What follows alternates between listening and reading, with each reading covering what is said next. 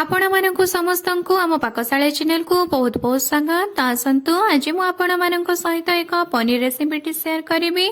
आपण माने रेसिपी थरे देखि नियंतु, देखिबे आपणकर पनीर दीर्घ समय पर्यंत नरम रहिबो। आपणक पनीर तरकारी रो स्वाद मध्य बहुत टेस्टी हेबो और बाजार रो पनीर तरकारी परी लागिबो।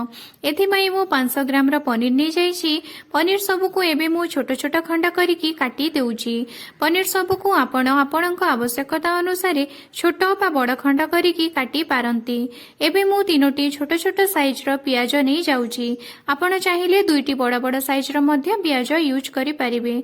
एबे मु ए सबको छोट छोट खंड करिकि काटी देउछि। पियाज सबको आमे काटी सारिबा परे एबे कोन करिबा ना, कड़ाई रे किछि तेल नै जिबा। तेल टिकिए गरम होला परे सेथिरे आमे पनीर सबको गोटी गोटी करिकि पकेगी भाजी देबा। पनीर को आपण पकेबा परे शीघ्र एहाकू ओलट पालट करंतु नाही। 1 ରୁ 2 मिनिट पर्यंत आपण एहाकू तेल रे छाडी दियंतु। एबे एहाकू ओलट पालट करिकि भल भाबरे भाजी नियंतु। पनीर सबको एबे मु भाजी नेछि ओ गोटे पात्र को ट्रांसफर करी देइछि। एबे मु से पात्र रे किछि गरम पानी ए पनीर ऊपर ढाली देउछि ओ एथिरे किछि लूण देइ देउछि, जहा द्वारा कि पनीर टी बुतुरी जिवो ओ सॉफ्ट हेबो। एबे आमे गोटे कड़ाई नै जिबा ओ गैस रे बसै कि सेथिरे किछि तेल देइ देबा। तेल गरम हैला परे ता ऊपर आमे किछि कटा पियाज को पकेइ देबा ओ लाल हेबा पर्यंत भाजिबा।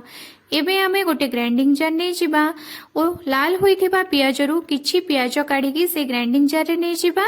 एबे ता ऊपर आमे किछि रसुण, ता सहित फाळे टमाटो नै जाउछि मु, ता सहित किछि कंचा पनीर नै जाउछि ओ ता सहित किछि अदा को मु छोट छोट खंड करिकि काटिकी नै कि एहारो एक पेस्ट प्रस्तुत करी देउछि।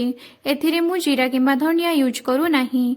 एबे आमे कड़ाई रे जो भजा पियाज रखिथिले ता ऊपर आमे बटा मसला को पकेई देबा। मसला पकेई सारिबा परे आमे ता ऊपर स्वाद अनुसार हळदी गुंड, लंका गुंड, ता सहित किछि लूण देई देबा ओ एहाकू आमे भल भाबरे गोळेई नेबा। एथिरे मु जीरा एवं धनिया गुंड मध्य पकेई देउछि। एई सब गुंड मसला को आमे एबे पियाज सहित भल भाबरे कसी नेबा। मसला को भल भाबरे आमे कसिबा जे पर्यंत एहार तेल अंश तक बाहर को बाहरी न आसीछि। मसला भल भाबरे कसी होई गला परे एबे आमे ता ऊपरे किछि मटर चना, मु एथिरे कंचा मटर चना यूज करूछि। चोपा छड़े की मटर चना सब को मु अलगा करि नैथिली।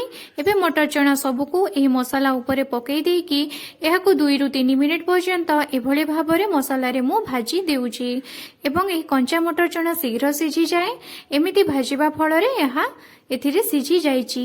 एबे आमे जो बुतरे की रखिथिले पनीर को ताकू पानी रु छाणी की हमर जो मसला चना अछि ता ऊपरे पकेई देबा ओ सेथिरे किछि आमे पानी देई देबा। एही मटर चना और पनीर ऊपर एबे पानी दे सारिबा परे आमे कोन करिबा ना, ए पानी टी फुटिबा पर्यंत आमे अपेक्षा करिबा। पानी गरम हेबो एवं फुटी आसीबो। फुटी आसिले आपण आपणकर क्वांटिटी हिसाब रे एहाकू ए पानी को आपण एही भली बहलिया करि पारंती, नहेले टिके पानी रखिकी आपण तरकारी भले मध्य करि पारंती।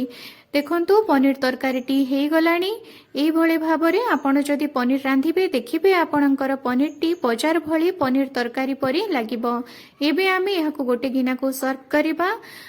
पनीर तरकारी टी निश्चय बहुत स्वादिष्ट हेबो। आपण थरे घरे निश्चित ट्राई करंतु। भात एवं रुटी सहित खांतु।